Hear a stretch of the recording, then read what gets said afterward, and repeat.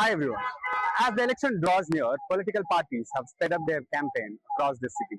But in this video, we're going to ask people about one thing that they will do if they were to be an MLA. Let's start.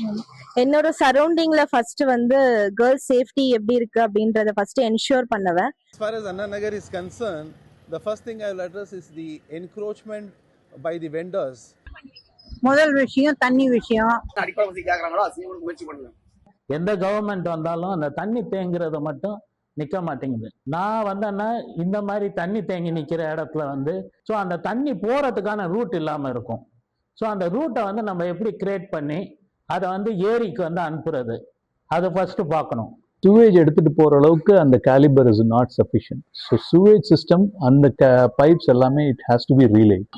Perumbakkam எட்டடி குடிநீர் பகுதியில 27,000 குடும்பங்கள் கட்டி கொடுத்துருக்காங்க. இன்னும் வந்து இந்த அரசு வந்து இந்த பகுதியில இருந்த ஸ்ட்ரீட் லைட் வந்து நம்ம பண்ணி கொடுக்கல. அதாவது 200 வீடுங்க இருக்குது, நிறைய தெருவுங்க இருக்குது. இந்த இடத்துக்கு வந்து பண்டு இல்லைன்னு சொல்லி பஞ்சாயத்தை சாட்டுறாங்க. அரசே அதை செஞ்சு கொடுக்கணும்.